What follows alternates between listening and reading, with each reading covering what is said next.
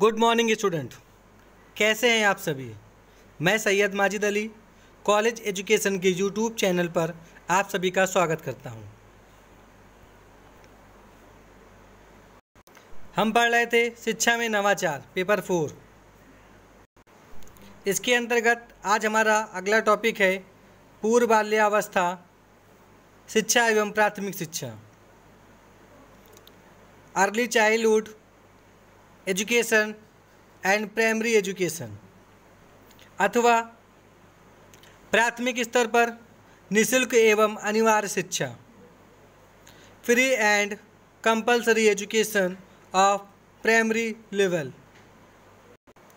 चलिए शुरू करते हैं इसके बारे में अध्ययन करना।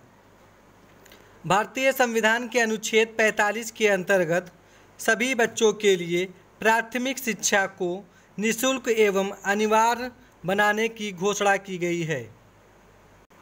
अर्थात प्राइमरी स्तर पर देश के समस्त विद्यार्थियों को अनिवार्य एवं निःशुल्क शिक्षा प्रदान करने तथा 10 वर्ष में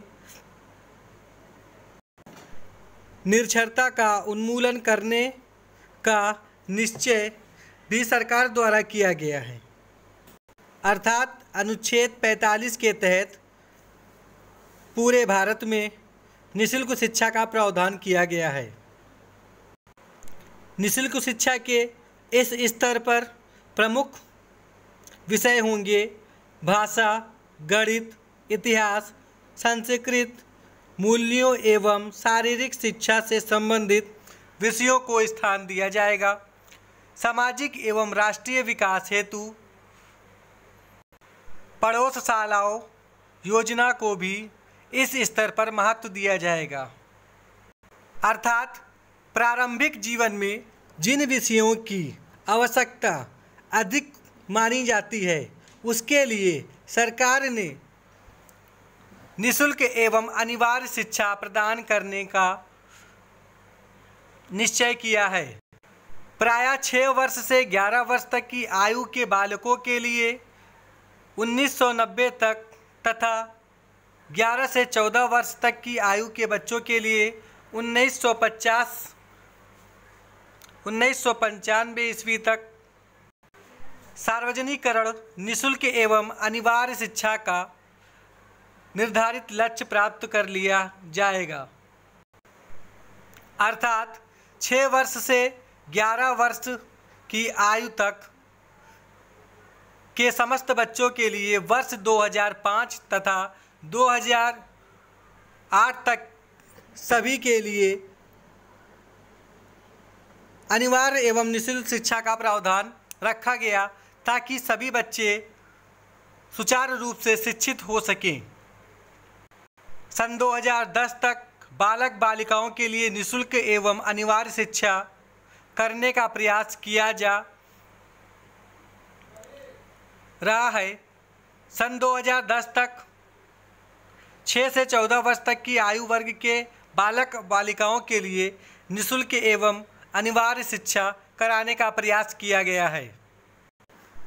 अर्थात निष्कर्ष के रूप में देखा जाए तो अनुच्छेद 45 के तहत यह लिखित रूप से प्रावधान है कि देश के समस्त बच्चों को जिनकी आयु 6 वर्ष से 14 वर्ष तक की है उनको निःशुल्क और अनिवार्य शिक्षा दी जाए ताकि वे अपने भविष्य का आगे चलकर उपयोग कर सकें और देश की आर्थिक स्थिति में सहयोग प्रदान कर सकें।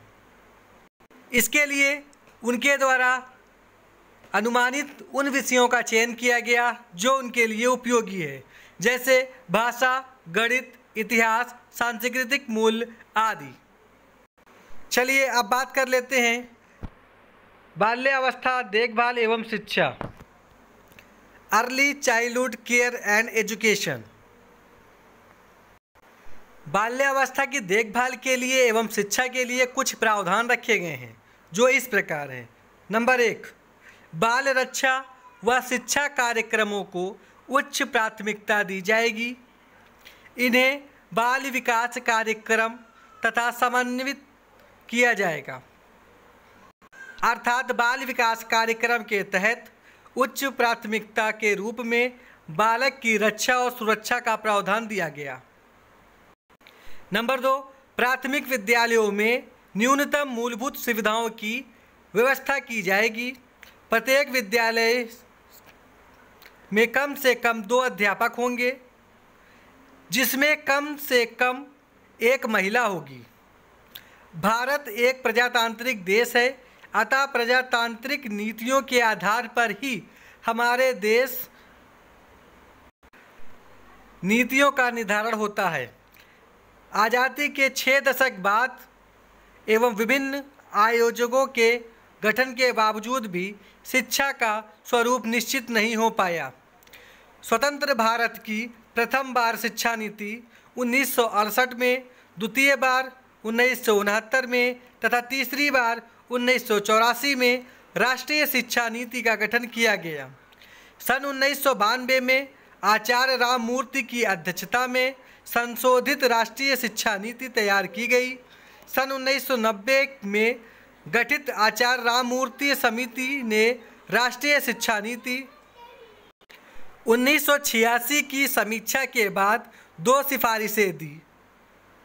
उस पर एन जनार्दन रेड्डी की अध्यक्षता वाली नीति समिति ने 22 जनवरी 1999 को अपनी रिपोर्ट प्रस्तुत की थी। इस नीति समिति के प्रतिवेदन को ही संशोधित राष्ट्रीय शिक्षा नीति 1992 कहा गया।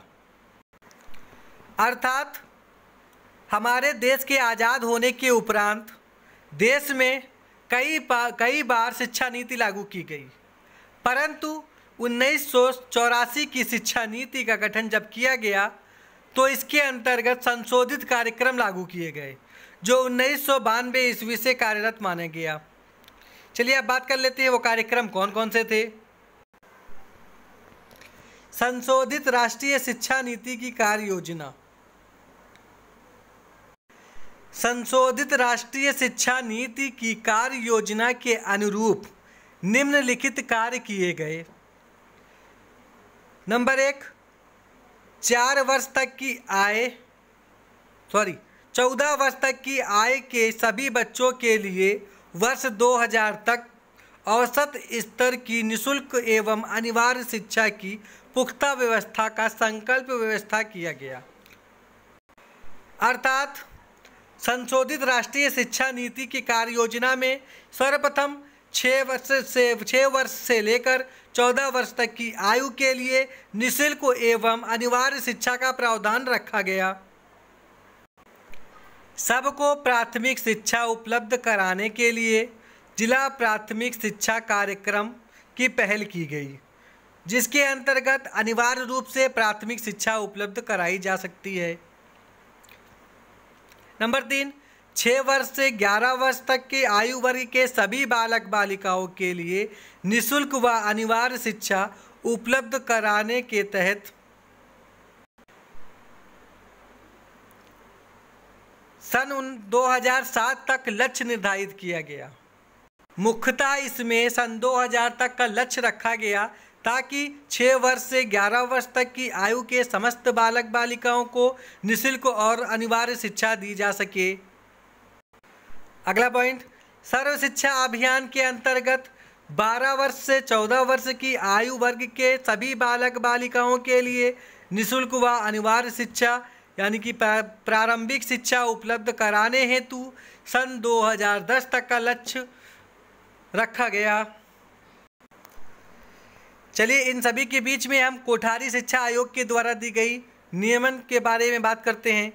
सामाजिक न्याय और लोकतंत्र के आधार पर ही नहीं बल्कि औसत कामगार की क्षमता बढ़ाने के लिए राष्ट्रीय उत्पादकता में वृद्धि करने के लिए हर बच्चे के लिए निःशुल्क एवं सार्वजनिक शिक्षा सबसे ज़्यादा अग्रता वाले शैक्षिक उद्देश्य हैं।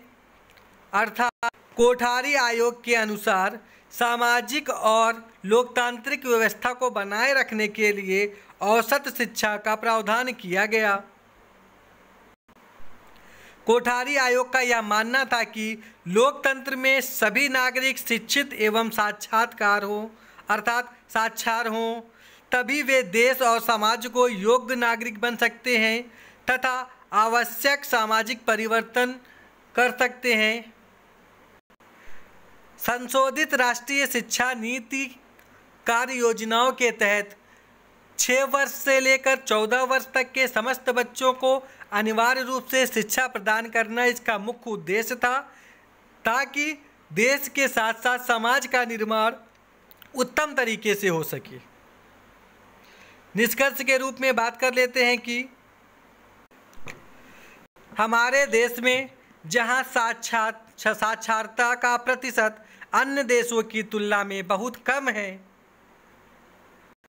वहाँ पर शिक्षा को सर्वसुलभ बनाना अत्यंत आवश्यक एवं अनिवार्य है। अर्थात सामाजिक विकास व सामाजिक परिवर्तन वांछित प्रगति प्राप्त करे और राष्ट्र का विकास हो। इसके लिए भी शिक्षा का सार्वभौमिकरण किया जाना अति आवश्यक है। इन सभी के लिए सर्वप्रथम बालक और बालिकाओं का संबंध विद्यालय से करना होगा, अर्थात विद्यालय की दूरी को बालक और बालिकाओं के पहुंच से पास करना होगा, ताकि सुगमता और सुलभता के रूप में विद्यालय प्रांगण में बच्चे आसानी से पहुंच सकें और सर्व शिक्षा अभियान के तहत अपने आप को शिक्षित कर सकें। इन सभी कार्यक्रमों के अधीन कार्य करने वाली समितियां जैसे आंगनवाड़ी केंद्र, सर्व शिक्षा अभियान, बाल समिति, समेकित योजना, जिसमें बालक के घर घर जाकर बालक को विद्यालय तक लाने का कार्य कर सकता है। विद्यालय से अल्पाहार एवं मध्याह्न भोजन की व्यवस्था की जाए, ताकि बच्चे भोजन के लिए अपने विद्यालय में आए और भोजन के साथ साथ शिक्षा को भी ग्रहण करें। ऐसा अनुमान लगाया जाता है कि देश में बच्चों के पास खाने के लिए अनाज न होने के कारण बच्चे बाल श्रम की ओर अग्रसर होते हैं, ताकि वे अपनी जीविका कमा सकें और भोजन प्राप्त कर सकें। केंद्र सरकार के द्वारा चलाए गए नियमों के अनुसार बालक को विद्यालय के अंदर ही मध्याह्न भोजन की व्यवस्था कराई जा रही है, जिससे बालक स्वयं भोजन ग्रहण कर सकें और अपने परिवार का उद्धार कर सकें। मुख्य रूप से यह कहा जा सकता है कि केंद्र सरकार के द्वारा चलाई गई समस्त नीतियां जो सर्व शिक्षा अभियान के तहत कार्य करती हैं, उसमें बालक का सर्वांगीण विकास करना ही इसका मुख्य उद्देश्य कहलाता है। अतः सरकार के द्वारा चलाए जा रहे समस्त कार्यक्रमों में समस्त लोगों को अपना सहयोग प्रदान करना चाहिए, ताकि समाज का विकास हो सके। अगर वीडियो पसंद आई हो तो इसको लाइक करें, सब्सक्राइब करें और अपने दोस्तों के साथ शेयर करें, ताकि सभी इसका लाभ उठा सकें। धन्यवाद।